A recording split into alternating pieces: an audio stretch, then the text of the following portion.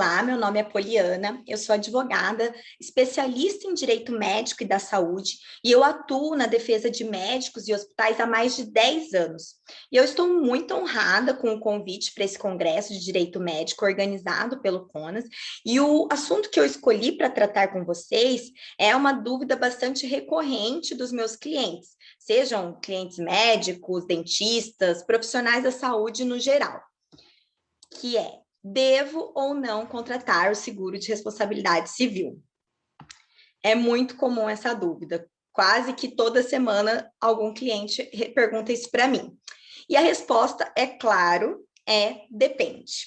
Não é porque nós, advogados, amamos essa resposta. Também gostamos bastante de responder depende. Tudo é depende. Mas, de fato, existem muitos fatores que precisam ser analisados antes de optar pela contratação de um seguro. E é isso que eu vou conversar com vocês hoje. O primeiro ponto a se destacar é que o seguro de responsabilidade civil, ele não é sinônimo de assessoria médica preventiva. E em que consiste essa assessoria médica preventiva, ou o que nós chamamos de direito médico preventivo? Bom, esse tema, ele, sem sombra de dúvidas, é a menina dos meus olhos. É um tema de extrema relevância e, embora ele ainda seja um pouco negligenciado pelos profissionais da saúde, talvez por ser ainda um tema novo ou pela alegada falta de tempo dos profissionais, ele deve começar a ser pensado com carinho por vocês. Com o cenário atual de crescente judicialização da área médica, com ações indenizatórias e até mesmo criminais, é fundamental que o médico tenha uma documentação farta que registre e comprove todos os seus atos e cuidados que teve com um paciente. Em resumo, são mecanismos e ferramentas de gerenciamento de riscos, por meio da elaboração de documentos, sistemas, controles, processos, fluxos que buscam evitar o surgimento de problemas. E para caso exista, para existir meios sólidos de defesa no caso de uma eventual demanda. São inúmeros documentos que entram nessa parte do direito médico preventivo. Eu posso citar para vocês os dois mais importantes. Primeiro, um prontuário bem redigido, de forma clara, detalhada, cronológica, com anotação no ato do atendimento, constando data, hora, letra legível, anotando tudo que se passa com seu paciente, tudo que você, as condutas que te levaram àquele ato, tudo deve estar anotado em prontuário. E o termo de consentimento, mas não apenas o termo em si, o documento, mas todo o fluxo desse processo informacional, de forma que esse documento tenha validade jurídica se for necessário. É indispensável que as ferramentas de gerenciamento de riscos estejam alinhadas.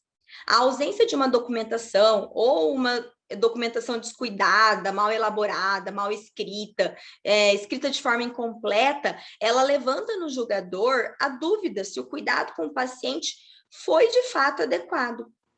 O que não está documentado corre grandíssimo risco de ser considerado não feito. Bom, como vocês devem ter percebido, eu poderia falar desse assunto aqui por horas. Existem muitos outros documentos, como orientação pré, pós-procedimento, contratos, protocolos, fluxos, rotinas, códigos de conduta, dentre outros. A assessoria médica preventiva, ela permite que o profissional possa se sentir calmo e tranquilo para trabalhar, sem aquele medo constante de ser processado. Assim, usando uma analogia da saúde que se aplica tão bem ao direito médico preventivo, a prevenção ainda é o melhor remédio. Mas, adentrando ao nosso assunto, que o direito médico preventivo não é o tema da nossa conversa de hoje, foi apenas para demonstrar que o seguro de responsabilidade civil em nada se assemelha a tudo que pode ser feito preventivamente para minimizar os riscos de uma judicialização. E se ela ocorrer, ter meios de se defender com qualidade, demonstrando que agiu com zelo, observando a técnica adequada, que cumpriu com seu dever de informar adequadamente o paciente, dentre outras obrigações. A contratação pelos profissionais da saúde de um seguro de responsabilidade civil é um assunto bastante controverso, mas muitos médicos e dentistas estão buscando na tentativa de se resguardar. Mas será que você está mesmo protegido? Se resguardar de quê, exatamente? Eu não estou dizendo que o médico não deva fazer esse tipo de contrato, mas ele deve fazer ciente do que ele está contratando e de que forma está se protegendo com isso. Na contratação de um seguro, não existe uma proteção quanto à possibilidade de o paciente entrar com uma ação, e nem é um mecanismo que ajuda na defesa do profissional. O que se tem é a mera proteção do patrimônio do médico, que não deixa de ser muito importante, considerando essa atual judicialização que nós estamos vivendo, como eu disse. Mas é preciso ficar atento a essa contratação. Essas apólices de seguro que nós temos disponíveis no mercado, ela conferem ao profissional uma falsa sensação de segurança. O médico, ele contrata o seguro, acreditando que estará livre de qualquer dor de cabeça no futuro, o que certamente é um grande equívoco. Essa proteção é exclusivamente patrimonial. Ela não exclui a necessidade do profissional de adotar as medidas de direito médico preventivo. Porque mais importante que proteger o seu patrimônio é proteger a sua credibilidade e honra profissional. O seguro é uma forma de aliviar, em parte, a indenização financeira no processo civil, que é o processo indenizatório. Por que eu digo em parte? Porque depois da contratação, quando o profissional vai utilizar, sempre surgem algumas surpresinhas, por assim dizer, que não te informaram quando você foi contratar. E eu trouxe hoje para vocês alguns pontos que você deve observar antes de contratar o seu seguro para você não ter esse tipo de surpresa. A primeira delas, algumas apólices de seguros disponíveis no mercado, elas estabelecem sublimites de cobertura para cada tipo de dano. Vou exemplificar aqui para vocês entenderem melhor. Você contratou um seguro do valor total de R$150 mil e pensou, com esse valor, estou protegido. Mas na apólice consta que esse valor é subdividido em 80 mil para danos morais, 40 mil para danos materiais e 30 mil para danos corporais. Vamos supor que ocorra uma condenação em um processo indenizatório envolvendo um óbito de um paciente. E a condenação foi em R$100 mil a título de danos morais. Não importa se a sua apólice é de 150 mil, você vai ter que desembolsar 20 mil, considerando que você só tem 80 mil de sublimite no dano moral. Então, se você foi condenado em 100 mil, você que vai ter que complementar essa diferença de 20 mil. Vamos piorar ainda mais essa situação. Vamos supor que esse paciente que veio a óbito, ele era um homem de 35 anos, pai e arrimo de família. A esposa e os filhos ajuizaram uma ação pleiteando os danos morais e também um pensionamento, porque eles perderam a única fonte de renda da família, que era aquele pai. Então, nessa situação, o médico vai ser condenado em 100 mil por danos morais e pensão mensal de R$2.500, até que o paciente completasse 65 anos, por exemplo. Então, seriam mais 30 anos pagando essa pensão mensal.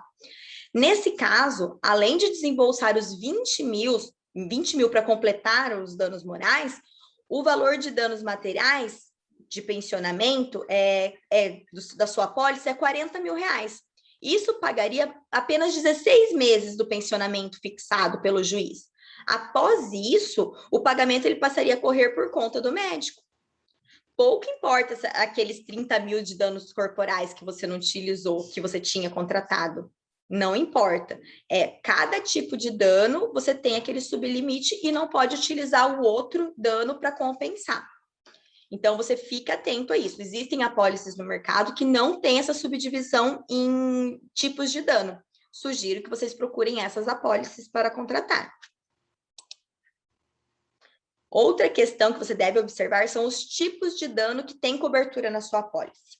Em uma ação indenizatória, o paciente ou o familiar, pode pedir a condenação do médico em danos morais, que é a reparação pela dor psicológica, emocional, danos materiais, que é a reparação de qualquer prejuízo financeiro que tenha sido gerado a partir da suposta conduta negligente, imprudente ou imperita do médico. Aqui entra desde despesas médicas, despesas com funeral, pensionamento, enfim, uma infinidade de reparações materiais. Corporais, que é a reparação pelas lesões físicas ocasionadas, estéticos, lesão e deformidade física duradoura ou permanente. E agora, mais recentemente, nós temos visto também no âmbito da área médica condenações por danos existenciais, que é aquele que atinge a qualidade de vida do indivíduo, causando, assim, impossibilitando que ele desempenhe atividades cotidianas, pessoal, social ou profissional. A maioria das seguradoras costumam cobrir apenas os danos materiais, morais e corporais. Se o médico ele for condenado em danos estéticos e existenciais, ele terá que desembolsar esses valores também. Vale lembrar que é bastante comum existir condenações por danos estéticos em ações que discutem a atuação do médico, considerando o tipo de dano que envolve a prestação dos serviços médicos. Então, eu também sugiro a vocês que pesquisem apólices que cubram pelo menos o dano estético. O dano existencial, eu confesso que vi pouquíssimas seguradoras que disponibilizam essa modalidade de dano e eles acabam inserindo ela no dano moral. Colocam os dois tipos de danos. Atenção também para a questão da database de cobertura. A maioria das apólices, ela cobrem apenas os fatos ocorridos durante o período de vigência e fatos que foram reclamados em até 3 anos após a ocorrência, né? Isso pode ser um grande problema, porque geralmente os pacientes, eles podem entrar com um processo até 5 anos após a sua ocorrência, e as seguradoras cobrem até 3 anos, então você ficaria 2 anos aí descoberto. Em alguns casos, até esse prazo pode se estender ainda mais, como no caso de menores, que não corre prazo contra eles, né? Então, a partir do momento que eles fazem 16 anos, eles que começam a contar o prazo deles. Ou casos em que o ato médico aconteceu em uma determinada data, mas só foi descoberto o erro muitos anos depois. Por exemplo, o esquecimento de uma gase no interior do paciente. Observem também e deem preferência para aqueles seguros que cobrem um determinado período retroativo da vigência. Alguns seguros, alguns poucos seguros, eles oferecem essa possibilidade de cobertura retroativa para fatos ocorridos nos últimos 12 meses da contratação do seguro.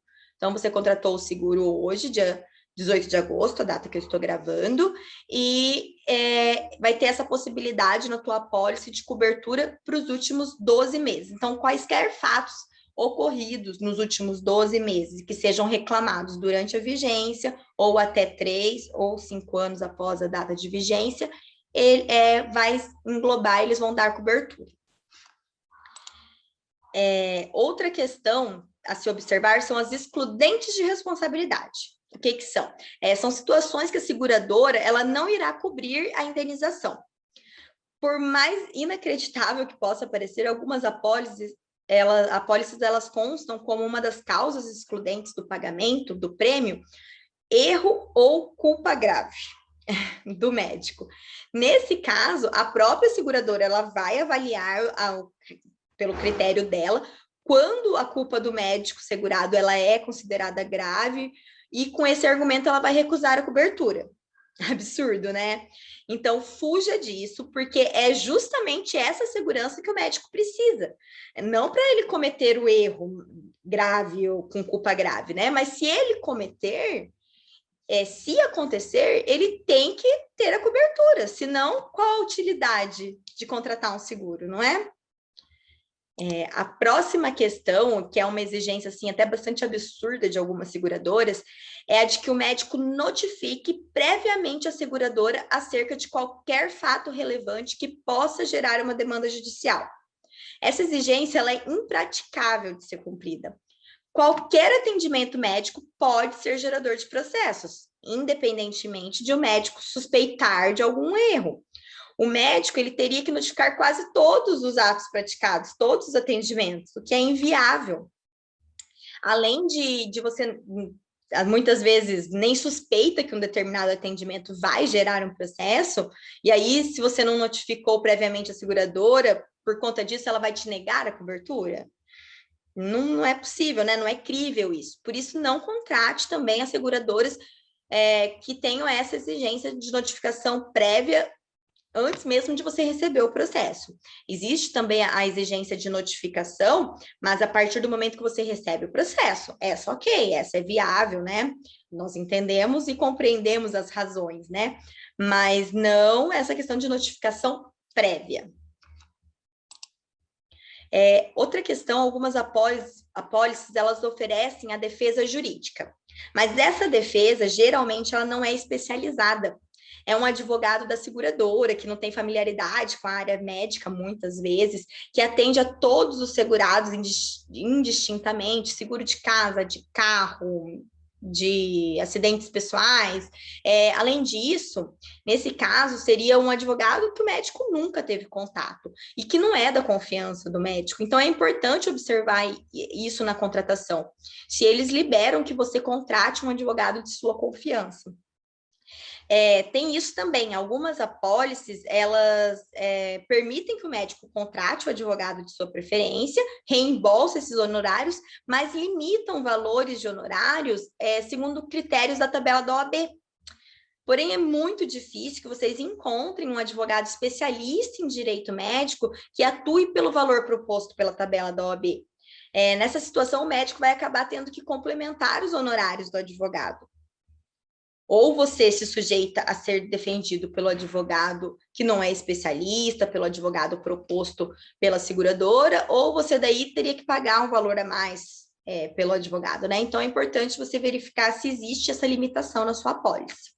Outro ponto que, embora a maioria das apólices informem que arcam com os custos da defesa do médico no processo, na prática, a maioria delas cobre exclusivamente o custeio do processo civil, deixando o médico descoberto quanto às demais searas, como administrativa, ética e criminal. Nesse caso, você teria que contratar também à parte o advogado. Outro fator importante é verificar antes de contratar o seguro que a maioria das apólices não cobre os custos com a perícia e assistente técnico.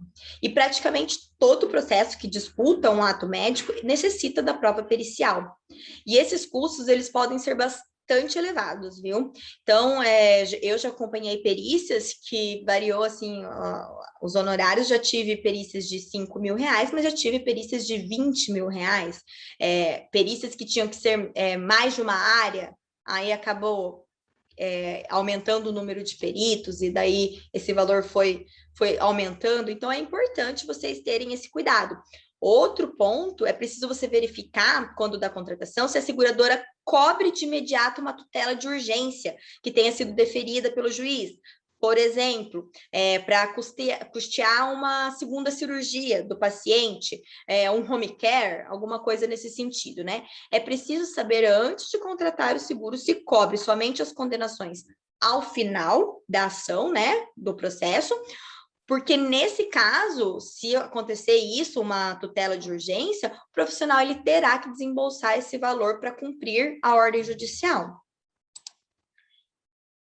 A classe médica e as suas entidades representativas, elas têm se manifestado contrários à contratação dessa modalidade de seguro, sob o argumento de que essa situação interferiria negativamente na relação médico-paciente, que estimularia processos contra médicos e que facilitaria a indústria das indenizações, que nós chamamos, né?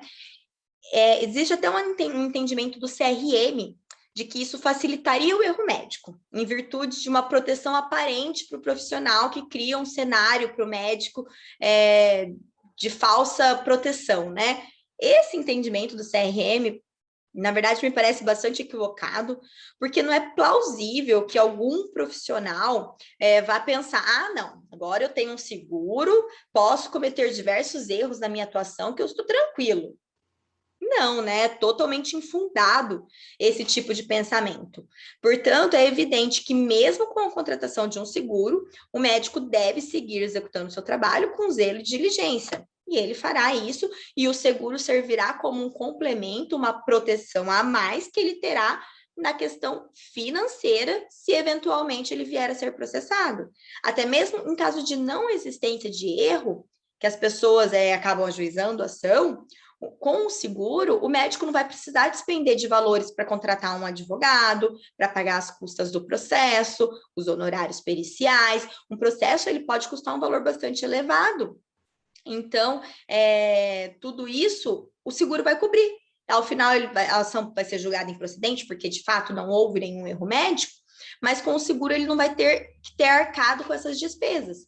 Já se o médico não tem seguro, ele vai acabar arcando com essas despesas, mesmo sabendo que não teve erro, e ao final vai ser julgado improcedente, mas daí ele já teve essas despesas. Então, eu acho, sim, muito importante, na minha opinião, assim, o seguro, se ele for bem utilizado pelo profissional de saúde, não tem problema ou óbice na sua adesão, desde que o médico esteja ciente de que se trata de exclusiva proteção patrimonial e que não exclui a necessidade do profissional de adotar uma assessoria médica preventiva com um advogado especialista na área, buscando medidas de gerenciamento de risco, de compliance, um treinamento contínuo da equipe, dentre outras medidas específicas para a prática médica daquele profissional com base na sua realidade e necessidades. Pois, que eu já disse uma vez, mais importante que proteger o seu patrimônio é proteger a sua credibilidade e honra profissional. Eu espero que o meu conteúdo tenha sido útil para todos vocês. Espero ter esclarecido as principais dúvidas e pontos que devem ser observados e questionados ao seu corretor antes de contratar um seguro de responsabilidade civil profissional. Eu quis fazer uma aula mais curtinha para não ficar maçante, para não ficar chata, mas trouxe assim as principais questões que vocês devem observar para contratar um seguro. Muito obrigada, espero que vocês tenham gostado.